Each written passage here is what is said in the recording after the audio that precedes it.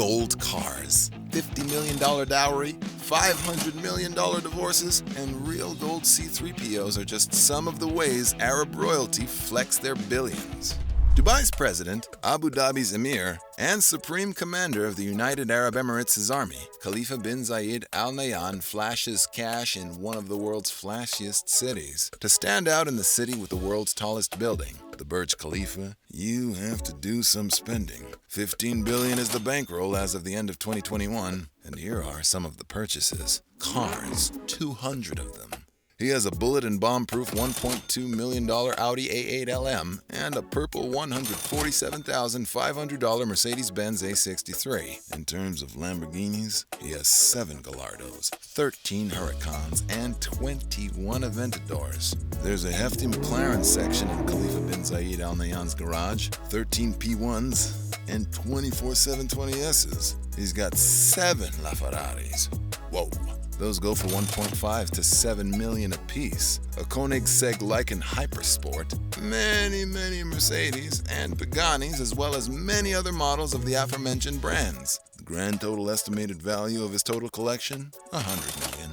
$120 million of the United Arab Emirates' second president goes to a private jet, the RS-860 Karori. It seats 5 in an uber-comfortable throne room-type setup in the cabin, and just on the other side of the partition is a California king bed for long naps filled with dreams in Technicolor. Is there more? Well, with these guys, there's always more. Sheikh Khalifa owns the world's largest yacht, the Azam. The 590-foot ultra-sleek vessel costs an estimated $605 million. The construction, operation, and maintenance of this massive private ship by Germany's Lürssen Yachts has created jobs for over 4,000 people. Its impressive size makes it almost comparable to a cruise ship. Sheikh Khalifa occasionally stays at Ascot Place in Windsor Great Park in Britain.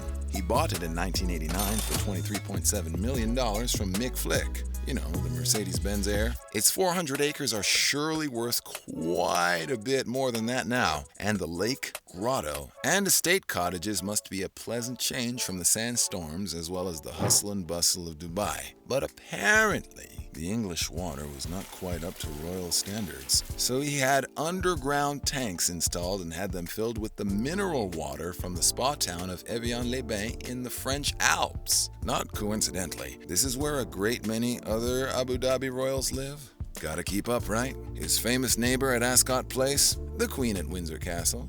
Oh, you know, the lady on all that Canadian money. His ties to Britain don't end there, with $5 billion of his cash being tied to owning prime English real estate and has over 1,000 tenants. He owns more square feet of living space in London than the Duke of Westminster. You know, Prince George of Cambridge's godfather, that guy. Dubai's VP and Prime Minister Sheikh Mohammed bin Rashid Al Maktoum has pretty fat pockets himself. One of his biggest expenses, $500 million to his ex-wife Princess Haya of Jordan. Probably spent too much time out falcon hunting. Hope it was worth it. Sheikh Mohammed rolls around in a $250,000 white G63 AMG Mercedes number 1, meaning it was the first one off the production line. But that's worth pennies compared to his golden car collection. He's got a $5.8 million gold Porsche 918 Spyder, a gold $7.5 million Lamborghini Aventador, a $9.6 million gold Mercedes AMG 63 truck, a $3.2 million gold Land Rover Vogue, a $1.4 gold Godzilla Nissan GTR, which looks like it belongs on a serving tray, a $3.2 million gold Ferrari 360 Modena, an $8.2 million gold Rolls-Royce Phantom drop-head coupe, and the crown jewel, a customized 24-karat Rolls-Royce that looks like it belongs in a Batman film, which costs a whopping $14.2 million. I wonder if racing purist Ettore Bugatti would be spinning in his grave if he saw Sheikh Mohammed's $9.2 million gold Bugatti Veyron. Personally, I prefer his $10 million candy cane red and white Veyron Pegaso edition. Like the Rolling Stones, Sheikh Mohammed loves horses. So much so, he founded the global racing team Godolphin and its highly successful stallion operation Darley. They have farms in Kentucky, England, Ireland, and Australia, and have over 100 racehorses worth well over $8 million, including horse racing Hall of Famer Hartnell. He celebrates his horse racing victories on his $400 million yacht named after his country, Dubai. The world's third largest private yacht at 531 feet has a lobster tank and a disco, perfect for a night of bisque and breakdancing. These Arab billionaires know how to party. But okay, enough about Sheikh Mohammed bin Rashid Al Maktoum's gold. Let's move on. The Emir of Qatar has more money than Queen Elizabeth, with a $2.1 billion fortune. Tamim bin Hamad Al Thani rules with absolute monarchy. And while some people treat themselves to Baskin and Robbins when they want to spoil themselves, Qatar's ruler treats himself to listening to Rick Ross's Maybach music in one of his dozen Benz S600 Maybach luxury sedans worth $516,000 apiece. He switches it up with his white $91,400 Lexus LX 570, 3 Bentley Bentegas at $240,000 per unit, and for that show-stopping attention, a $500,000 Bentley Mulsanne limo. Okay, it's only a third of the price of Joe Biden's beast, but it's a lot prettier. When it comes to gift giving, there's generous, and then there's this guy. He gives presents worth more than the Buffalo Sabres NHL franchise. He gave the Turkish president Recep Tayyip Erdogan a $400 million private jet, a Boeing 747-8. Inside, it has a stateroom, a boardroom, and a hospital. It was to confirm Thani's special love for Erdogan. I wonder what the Turkish president got the emir in return. When Busta Rhymes rapped about Arab money, he was probably talking about people like Tamim bin Hamad Al Thani and his $500 million Al Lusail yacht. Look, we like Busta Rhymes, but Busta Bus could barely afford to fill the tank with his $20 million net worth, as this 400-foot, 800-ton sea behemoth is the epitome of opulence. It's only the 33rd largest private vessel in the world. Earlier we saw numero uno, the Azam, but it may be the most luxurious with its European-styled furnishings, wood and leather trims, and extravagant staterooms. The Alauite dynasty king, Mohammed VI, is the current king of Morocco. One of the richest kings in the world with an estimated net worth of $5 billion, His Majesty gets to live in the royal palace in Rabat. Its entrance is fit for a giant, and the king's personal mosque is an ideal place for moments of peace, as well as to take in top-shelf Moroccan architecture. Its classy mausoleum houses a marble casket that holds King Mohammed V, who died in 1961. Even the Pope was pretty impressed, and you've seen where that guy lives. Forbes reported that the palace costs $960,000 a day to operate, including personal expenses, clothing, and automotive repair costs. Yeah, Rolls-Royce and Mercedes X600 W100 repairs don't come cheap, let's be honest. Nicknamed the King of the Poor by his entourage thanks to his efforts to ease the burden of poverty of his people, King Mohammed VI flies to France in his private $600 million plus Boeing 747-400 to his getaway home just around the corner from the Eiffel Tower, which he bought for $94 million. He bought it from the Saudi royal family, whom we'll get to in not very long.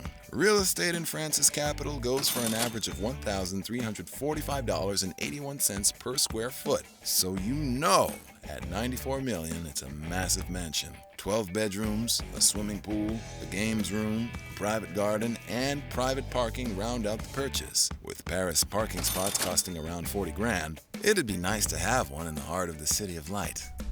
Although the monarchy was abolished in Egypt in 1953, Nassef Sawiris is an Egyptian billionaire wealthy enough to be pharaoh. With a current net worth of $8.1 billion, he is the second richest man in Africa after Aliko Dangote of Nigeria. With his cash, the Cairo kingpin bought himself a $70 million co-op in the world's priciest city in terms of real estate, New York City.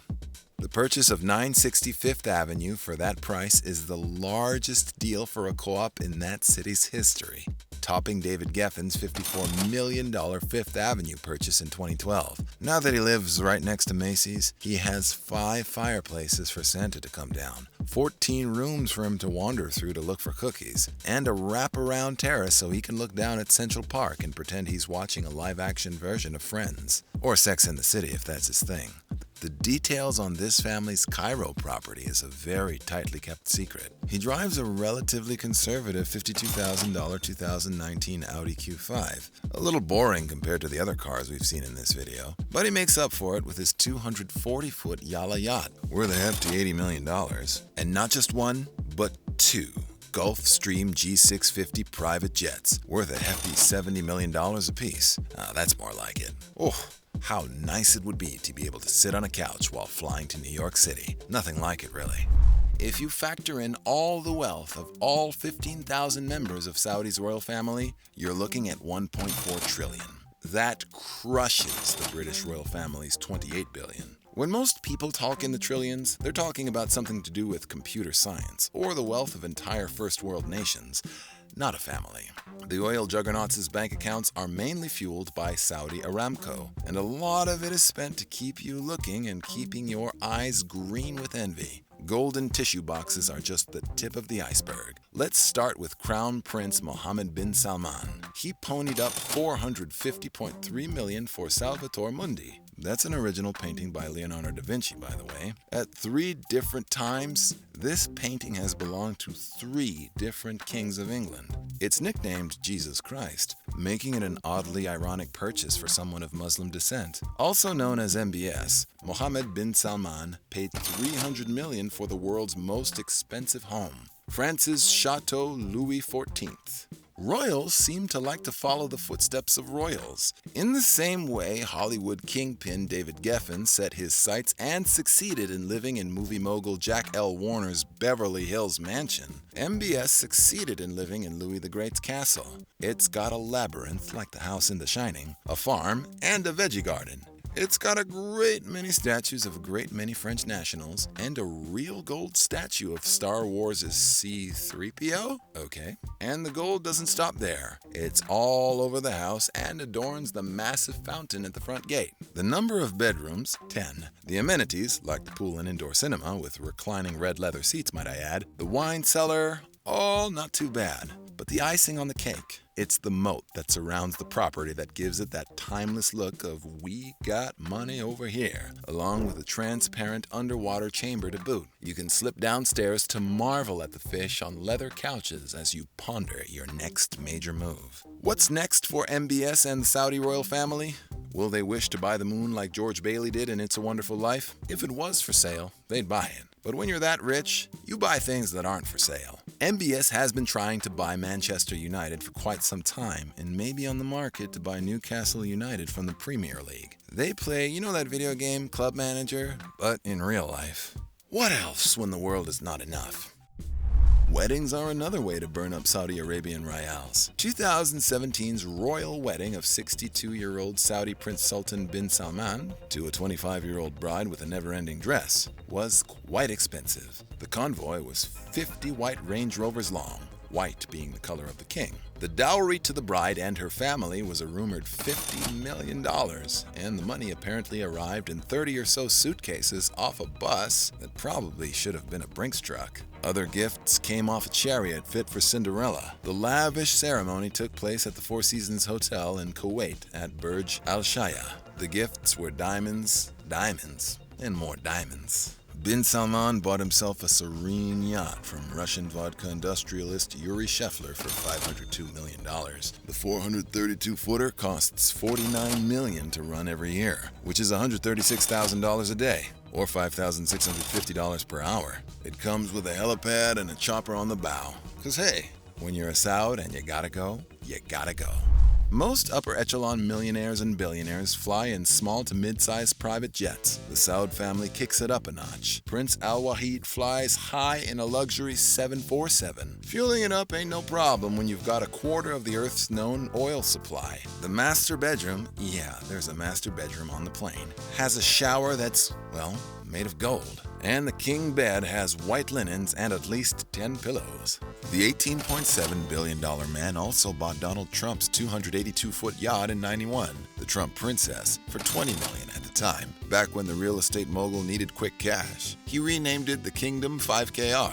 Gotta put your name on it, you know. That ship has been around, having been seen in the James Bond film Never Say Never Again, where she was called Flying Saucer. Hey, if Sean Connery's been on your yacht, she's priceless. She also served as a muse for Queen for their 1989 song, Khashoggi's Ship. Nice way to be immortalized. The high seas isn't Prince Al-Waheed bin Talal Al Saud's only flex zone. He is a highway superstar when driving his $48 million diamond-encrusted Benz SL 600. Yes, even the tailpipe is bling bling. There are some Swarovski crystal accents to fill in some of the gaps here. He did the exact same thing for his $20,000 Ducati motorcycle for $4.8 million as well. Cause hey, you only live once, right? Saudi Arabia is named after the Saud family. You know, the way a company would be. How could you not be filled with awe in knowing your country is named after you? I mean, Canada's Prime Minister isn't just in Canada, and the US President isn't Joe America. Now that's money.